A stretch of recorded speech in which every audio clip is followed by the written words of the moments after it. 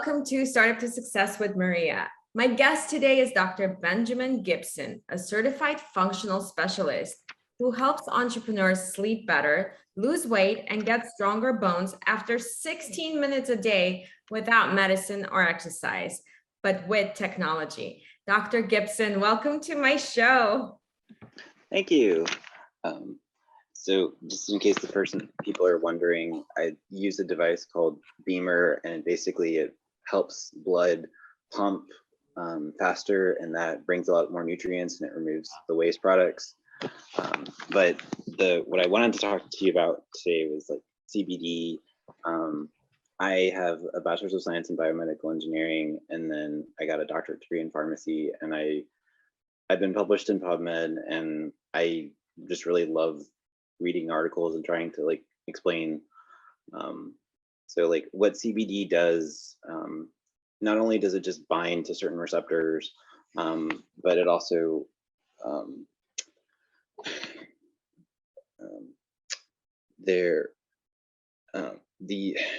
by reducing inflammation, that there's a lot of disease states where that kind of is sort of the root cause of it. But CBD has also been used to improve existing medications. So like antibiotics and antifungals, as well as cancer medications, have far more effectiveness and less patient harm by having the CBD be there. For instance, like there are certain bacteria, they'll kind of send out like a little, you can kind of think of them as like a little scout ship, and the CBD is sort of like a great big net that grabs it and prevents the bacteria from causing this damage. Like what some people may not know is that CBD comes from the resin of the female plant. So the male plant is really kind of ignored. But CBD, if you go into PubMed, you can find articles talking about this from like the 1700s and the 1800s. And it's been used in ancient cultures for a long period of time. CBD is just one of about 100 different phytocannabinoids that are inside.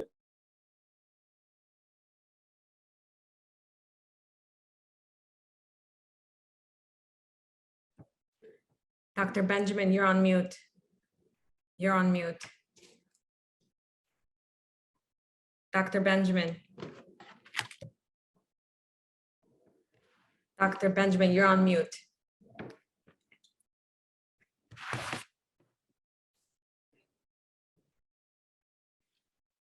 To kind of let people know about is like nebivolone and dronabinol. Benjamin, I'm so sorry. Can you go back to, for some reason you were on mute.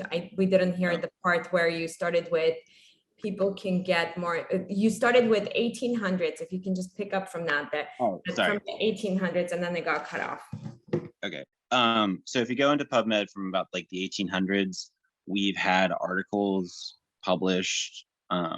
So CBD is something that's been a component of Western medicine. It's just because of things that happened in the 1900s, the average person may kind of think like, oh, this is like a weird or a new thing. And it's just more that our society kind of just doesn't, we kind of forgot about it.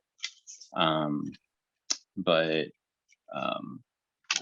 I guess I also wanted to just talk about the fact that you can purchase like a CBD isolate that's just going to have that one cannabinoid. You can also have, a full spectrum, which is going to basically have everything, but it's going to be designed to have less than 0.3% THC. And then you can have like a broad spectrum where they take out the THC, but they might leave in other cannabinoids like myrcene, which helps people fall asleep a little bit. So that's also like in eucalyptus and mango and hops. There's linalool, which is from lavender. There's beta carophylline, and that's helpful with arthritis. It kind of has like a peppery smell. There's pinene, which is obviously from pines, but also sage. There's humulene, and that's helpful to reduce appetite. So one can also get that from coriander and hops as well. Limonene, That's also in a supplement that's called quercetin. So if you happen to see that supplement, you'll see that big yellow color. That's like something else that you can kind of be aware of. So and there's, I guess, like two major types of, there's the cannabis indica and the cannabis sativa. The sativa is a little bit more energizing. However, in more recent times, we've done a lot of kind of cross-pollination. And so it's better to look at the QR code and kind of, be aware of like what other, are there additional cannabinoids? Are there, and if it's possible to like ask from the farmer or from like a bud tender, like, hey, how does this use? People tend to find this to be more energetic or whatnot. And That's pretty helpful. What a lot of our patients, well, not patients, customers, ask us what's the difference between full spectrum and broad spectrum, and so, I love that you jumped into full spectrum and explained, what the benefits are and how it works, and that there is the 0.03% of a chance that they might have THC. All of our products are broad spectrum and they have no THC. But what I love about broad spectrum that it has CBN cannabinoid inside also, which really helps with sleep. What's your thought on the difference between the two? If people with anxiety, for example, come to you and ask you, which one should I use, broad spectrum or full spectrum? What's your recommendation usually? I would like a broad spectrum just because people, like, sometimes THC can make one a little bit more euphoric or a little bit like out of it. And that's also whether, and I mean, if you were to be prescribed the prescription version of THC, you're going to get the same type of side effect. So as a pharmacist, I was always cautioned to be aware of like, these are like some random things that might be undesirable. And so it's best to start with, a small dose, but also if you know that something can be contributing, because one other thing that a lot of people don't think about is there's a small percentage of people who become or have a propensity to become addicted. And if you don't do a quick genetic test on yourself to know if you have that little altered protein, you might kind of just think, well, everybody else does it and I'm fine. And then if you feel, um, if something bad should happen, just like. And that, speaking of genetic test, I want to go back to that, but a lot of people ask if they mix it with their current prescriptions, what the effects would be. And they tend to ask us that question. And we usually refer them back to their doctors because obviously, we're not doctors. We can't make suggestions like that. But what's your recommendation if, for example, they don't feel comfortable going to their doctors, but they do want to know if CBD taken with their current prescriptions would be okay? Would the genetic tests be helpful in this case, or what would you recommend for them to do? So genetic, like the company I was thinking of is more for a test that kind of describes how you're going to handle the medication, and it's a little bit more for the addictive component. But I with see. regards Okay. to like some of the typical like drug interactions, I can go over that. So if you're on a blood thinner called warfarin, that could be raised. If you're going to consume alcohol, that can the alcohol will be raised if you're on a THC product. If you're on an older medication called theophylline for breathing difficulties, it could be lowered. If you're on like a seizure medicine, clobazam, that can go up. If you have liver problems, you should tell your doctor, like, hey, I want to take something that I think is going to overall help me, but I'm going to need you to run a liver test on me to just check how is my liver doing right now and how is it going to be doing in a couple weeks or a couple months. Certain people who've had like heart disease, like if the heart isn't breathing right, or if you've had a stroke before, um, if you have like cancer, um, seizures, um, you should really want to have your doctor be involved. Good advice. And Good advice. That's amazing. Now, my last question, and then I want to dive into, I want to have the opportunity to talk a little bit about your book that's coming up on probiotics, as well as, where people can get a hold of you, and a little bit about your podcast as well, the Food Health Facts.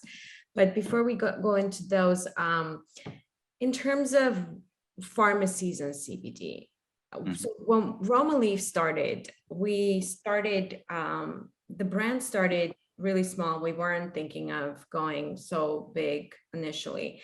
It was mostly for me to have broad spectrum, good quality, consistent CBD that was potent enough to help with my hemiplegic migraines. And then I obviously had to take it to a few different lab tests after the batch was produced to make sure that I know how much dosage I'm getting, because for me, the dosage is instrumental. Otherwise, like the exact amount of dosage is really important. Otherwise, my numbness on my body continues happening, and that could lead to a stroke. So I took it super seriously, and I did what I did, and that's how the brand came about. And then I have a few pharmacy friends who ended up taking our product into their pharmacies because they knew how much lab testing we've done and how the quality was so high. And we really started out in pharmacies, to be honest with you. That's how the brand evolved, and then chiropractor offices, and then we launched online. Now, the pharmacies have been really interesting because we come across some pharmacists that are so comfortable selling CBD, and then we come across some that are a little uncomfortable, and they put the CBD, in a room somewhere and only bring it out if a customer asks them. What's your thought on that? What do you think eventually will happen with the pharmacies and the CBD industry? Okay, so somebody once told me that the pharmacy profession is made up of very cautious people who, like, and I know, like, in my own experience, like, I considered applying for med school, didn't quite get in, and then I was like, well, pharmacy is a nice, safe, good profession. So part of it is just kind of a lack of the historic viewpoint. Like, I was lucky enough to go on a tour of a really old pharmacy from the 1700s, and they made a point of highlighting, the marijuana that, in the 1700s and 1800s had been legal. And I think sometimes maybe it might just be that we, like, because it's not a component of pharmacies of the curriculum in the classes, you have a lot of people that just kind of say, well, that was something that just wasn't talked about. So it's not that I just don't have time to really learn it on my own because I have a lot of other things going on in my life. And I kind of just made the decision that I knew a lot of people who were not being taken care of by the standard of care. And so I said, okay, what else is out there? Let me read books on this subject. Let me read articles.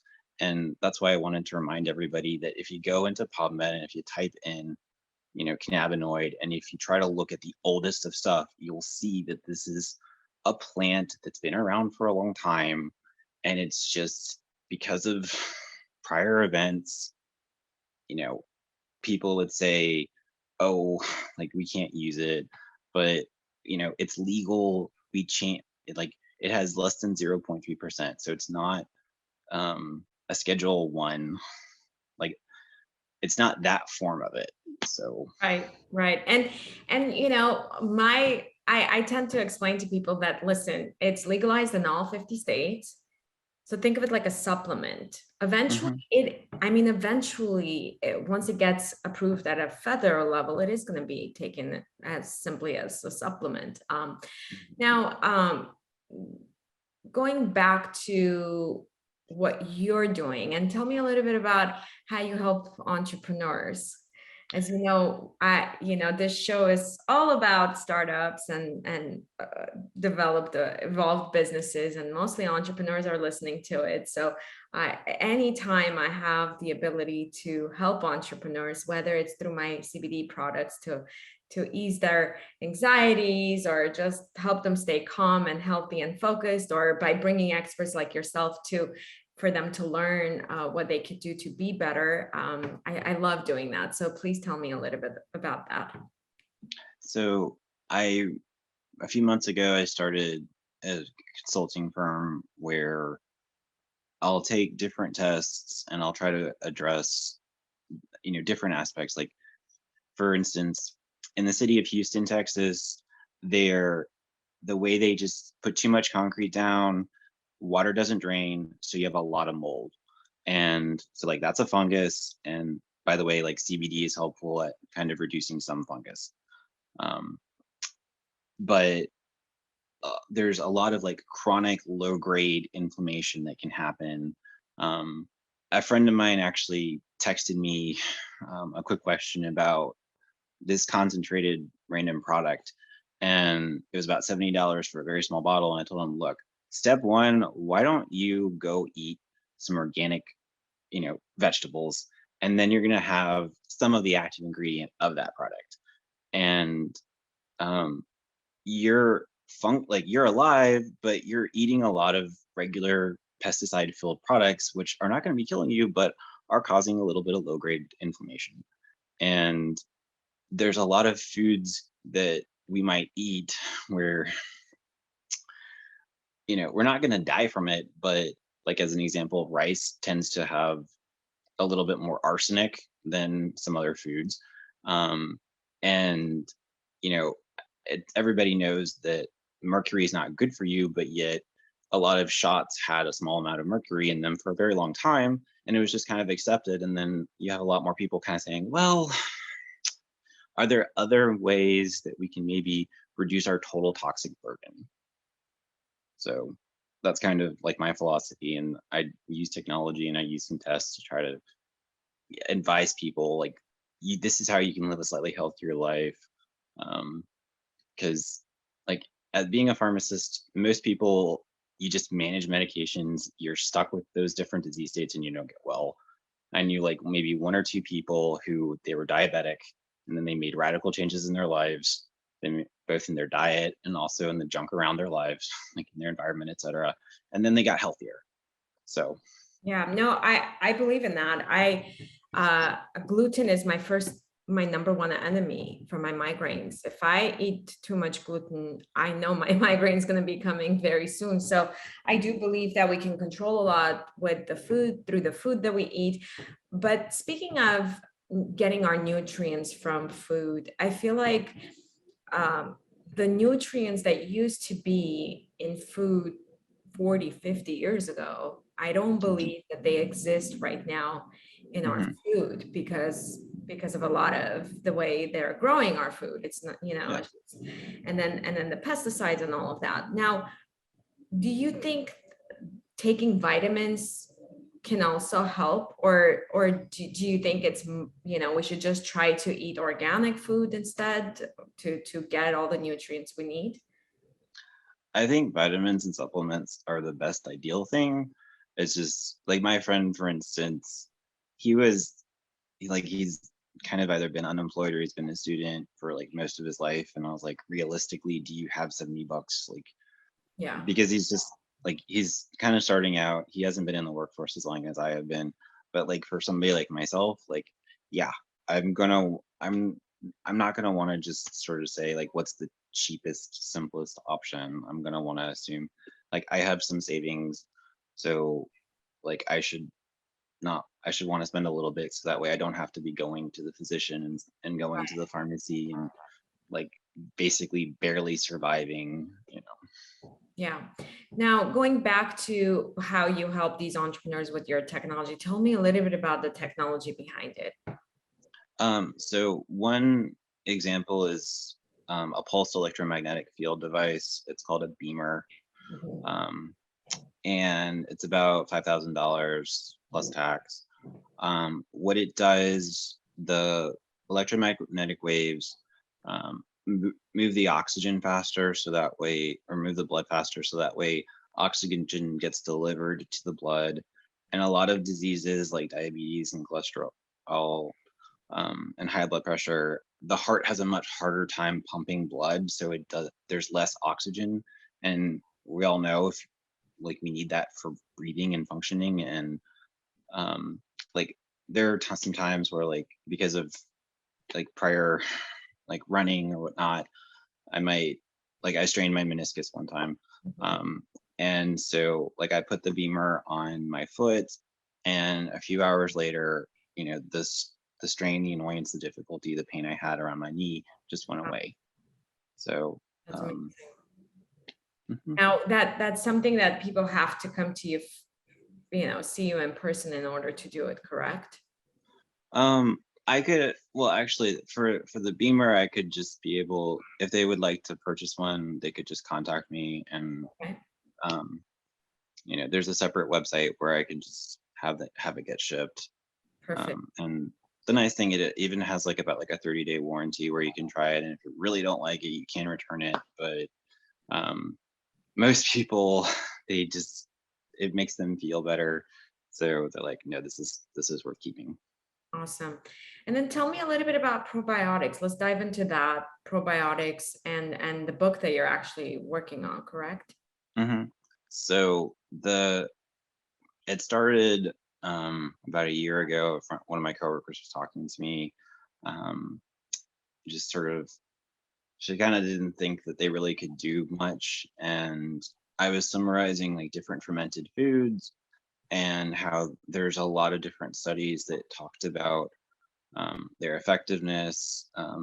Actually, even CBD actually kind of can play a role for like one specific um, bacteria that, um, but like lactobacillus and other probiotics, they're really helpful at like creation and metabolizing of different foods, like vitamin K. While you can try to go add Gouda to it, to your diet, so that way your bones are going to be a little bit healthier, but the lactobacillus helps make sure that it's like the Gouda, after you gets like converted into vitamin K better. Mm, got it. Got it. And going back to CBD, if patients of yours come to you and say, listen, I have anxiety, and you spoke about anxiety and broad spectrum CBD specifically earlier, where you said that THC can actually affect them negatively. And I've seen that also with some of our customers, where they'll specifically ask for no THC, and our products don't contain THC, so they usually come to us specifically for that. But I guess my question is, I know that a lot of the studies, a lot of the research that's being done on CBD right now and anxiety is in phase 3 and 4, which means it's very promising. Usually anything that gets to 3 and 4 means it's working. Most things that don't work fall apart in phase 1 and 2. Tell me a little bit about some of the research that you've come across that pertain to CBD and anxiety. Or even patients that you've heard that have seen success with it. So a lot of the patients that I kind of had good success with it, like they'll start out with like maybe 5 milligrams a day for about a week or two, and then they'll slowly increase, and they kind of tend to like not need more than like 30 to 100 milligrams, where it just helps with kind of that chronic low grade inflammation. It it makes sure that because sometimes the endocannabinoid receptors, they can they're essentially using too much electricity, they're using too much voltage, and that creates additional stress. So by having them around, it just calms them down, so that way they're at a better, more optimal level. I like the way you described it. I just saw the visual in my head. Go ahead, sorry. Oh, and I mean, like another mechanism, another way it works, it keeps, um, you know, the end of like the cannabinoids just kind of hanging around. So like just like a serotonin antidepressant mechanism, it keeps it in that little receptor spot longer, so that way it's able to last for a longer period of time. Got it. I love explaining to people that, a lot of times they're like, oh, am I going to get addicted to this? Am I going to have to use this for the rest of my life? Because yes, it's helping me, but I don't want to rely on something so heavily.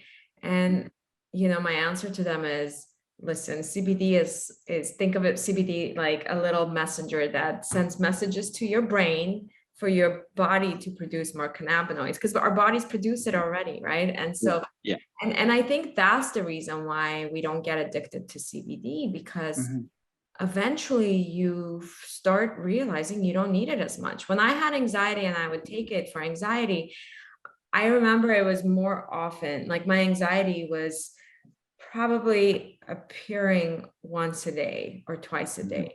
Now I might have anxiety once a week, once every 2 weeks. So it's clear that my body's balanced. My body is already organically producing enough cannabinoids, and it's pretty balanced. Therefore, I don't get as anxious as I used to get. How would you explain that process if you're trying to explain people how this could potentially help them with anxiety? So our body has a certain amount of receptors throughout our entire body. And when we take a medication, that goes and it binds to certain receptors, and then there's an effect that happens. And then if you're taking that medication hours later or the next day or continually, the body will say, oh, well, I want today to be like yesterday.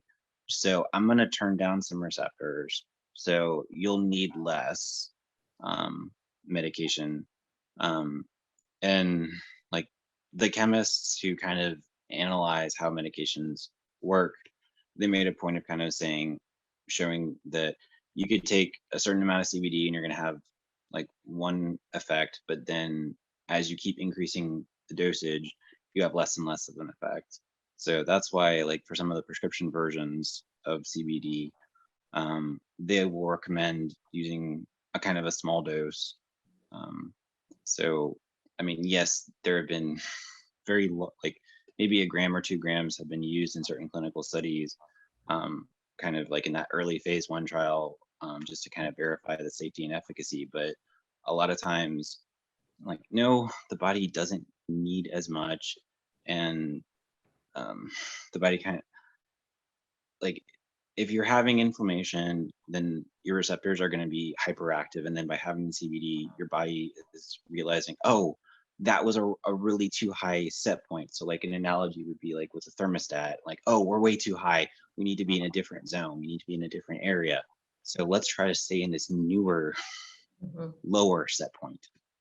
Yeah. And then my last question pertaining to CBD is the older generation, the baby boomers. Our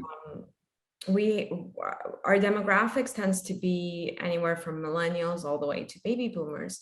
Now, the baby boomers a lot of times are hesitant because they immediately assume it's marijuana related, and a lot of them are just like, no, I don't want to touch that. I don't want to have anything to do with it. And then we have to explain to them that our product is hemp derived, that it has no THC, doesn't have psychoactive effects.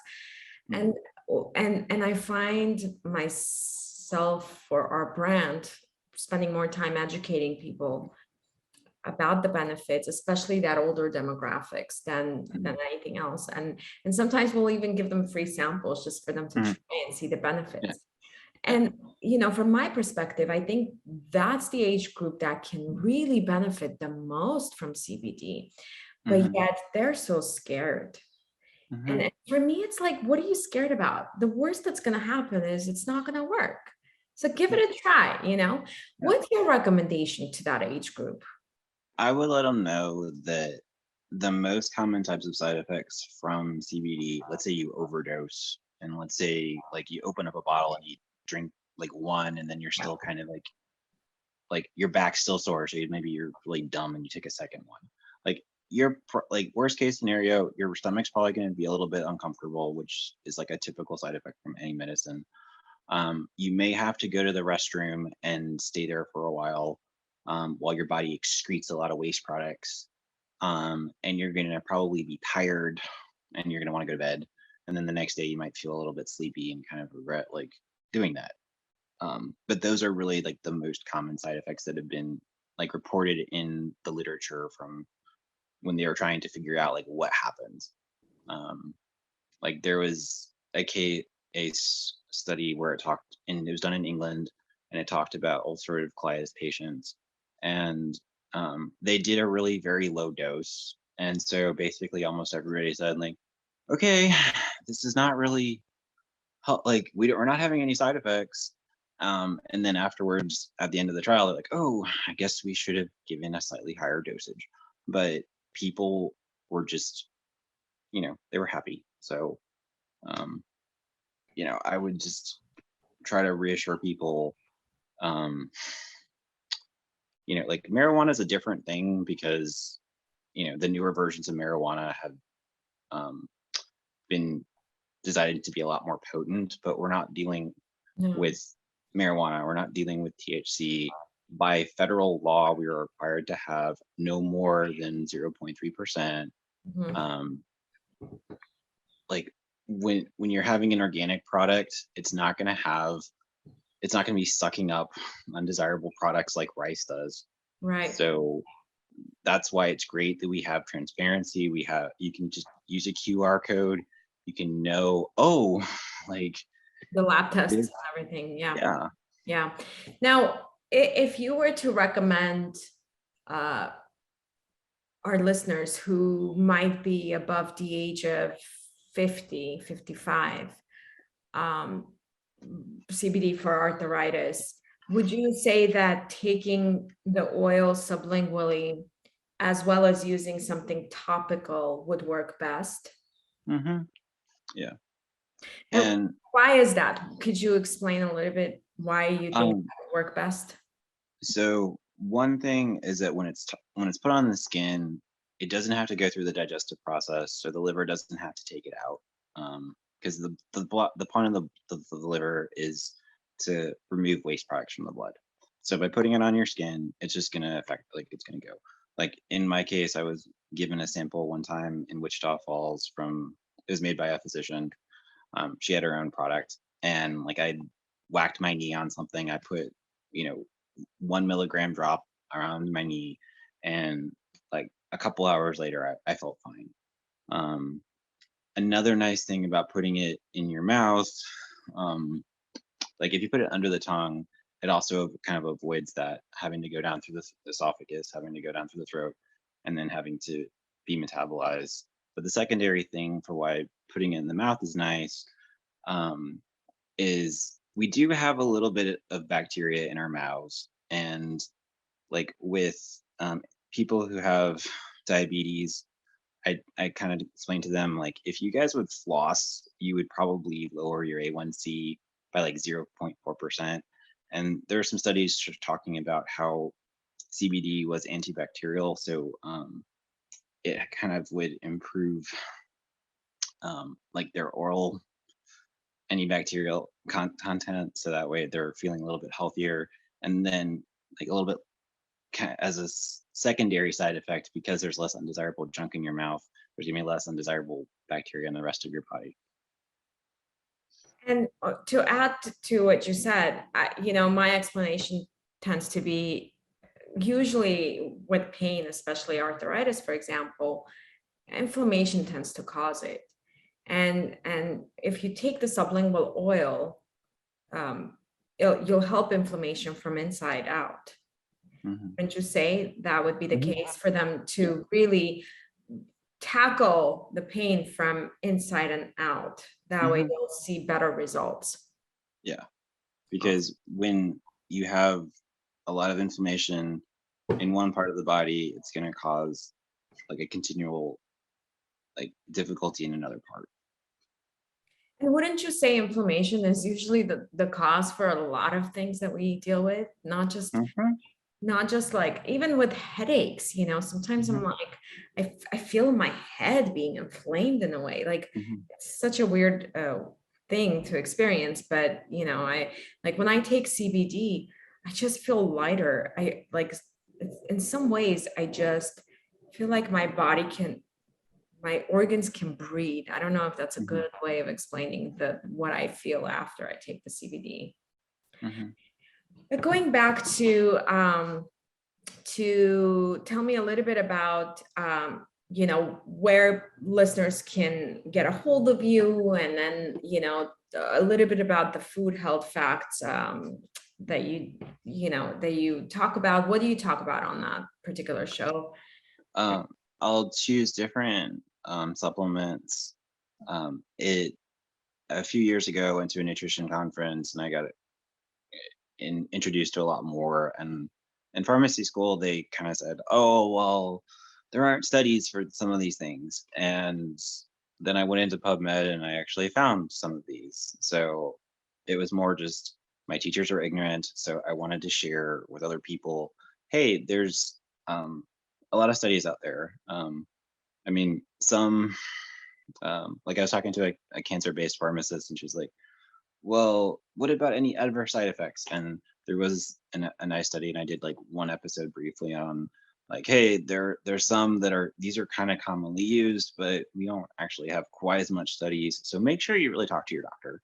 But then there's a lot of other ones where it's not going to necessarily um, if you just have like a very like one or two disease states, you know, your doctor may not know. Because I remember one time I had an osteopath physician, and I asked him about a certain fungal test and a certain stool test, and he wasn't aware of it. And but it didn't mean that the test was invalid. It just meant my practitioner just didn't know about it. Interesting, interesting. And then I just have one more question.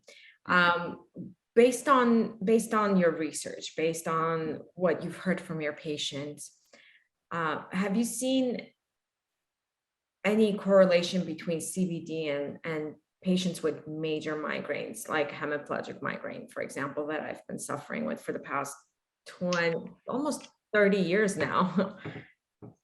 I haven't like dealt with like the migraine specifically, but with the pain component, that's something where the it's been verified that if you have it, take it, um, and little by little, your pain should go down. But I mean, even prescriptive medications, they're good to a certain point, but they have their own limits. So um, that's why I also try to tell people, like, there might be some food that might be causing you a little bit of inflammation or pain that you might not know. Like in my in my own family, food that has tyramine, like cheese, for instance, um, that contributes to the headaches.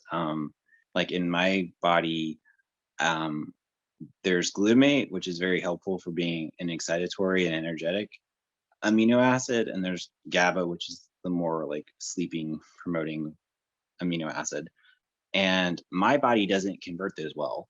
So if I am not mindful of the numerous different um, ingredients that could be in a label, I could very well have a headache. Now, going back to the beginning of the show, you mentioned that you help entrepreneurs. Would that be something that you can help them with as well, where you can recommend the food that could really help them if they want to be focused and hyper Mhm, and energetic, or if they want to just kind of slow down a little bit? Is mhm. that something you can advise on and help? Yeah. So like what it basically we would do is um, we do a little bit of a blood test, and then it gets brought to a lab, and then people kind of are aware, like, oh, these are kind of a trigger. Um, these are not a trigger. So um, And that's why like sometimes like I talk about different topics on my podcast. Um, and that's where you can also kind of consider maybe adding a supplement, because there are certain supplements that are kind of helpful for having more energy, or some promote out sleep. So In terms of supplements, what's your recommendation? What time of the day is it best to take in general? And is it better to take it with food or without? like with CBD, it's more of a fat soluble um, chemical. So you would want to make sure you're eating fat with your diet. Um, Others, they'll maybe try to, you know, formulate it so that way it does dissolve well in water. But normally, a lot of times, I'll just take most of my supplements with food. Um, Got it. and And then a lot of our customers ask whether they should take CBD on an empty stomach or full stomach. What's your recommendation on that? I would just take it at the beginning of the meal, but I would just make sure that, like, and just a silly example, like I had some Gouda cheese, so like there's a lot of fat in cheese, and so like I would like put that, or I would use with some other food that has fat. I'm not going to go and reach for like some raisins that don't have much, they're basically a carb. Now, our product is made with hemp seed oil. That's our base. Hmm. And it's very fatty and, Hmm. omegas and fatty acids and so on. Do you think that could really, that's better, because in a sense, people don't have to focus on eating it with fat so that their body can digest better? Yeah, like that's if you put it, if it's in a fat in existence, it's gonna get absorbed much more easily. Amazing. Thank you. Thank you for that. Remind our listeners how they can get a hold of you if they want to listen to your podcast or just connect with you. Where should they go? So on Anchor, if they just type in food health facts, if they want to, they can just email me. So DR for as an abbreviation for doctor, and then BEN for my first name Ben, and then Gibson GIBSON. So drben.gibson@gmail.com. Um, I'm on social media, but I use it a little bit more for kind of personal. So that's why, I mean, you can kind of like look for me on LinkedIn. You can look for me on Instagram and Facebook. But the simplest thing, honestly, if you really just want to talk to me, just send an email to me and I will see it, and I will arrange a time where either I'll just email you back or I'll try to schedule a call. Amazing. And drben.gibson.com is also available, correct? Where they can get a hold of you. Yeah. Awesome. Thank you so much, Dr. Gibson. It's been so interesting to learn about CBD and how we can help improve the lives of entrepreneurs through some of the innovative ways that you are helping them be better entrepreneurs. Thank you for coming on the show. Thank you.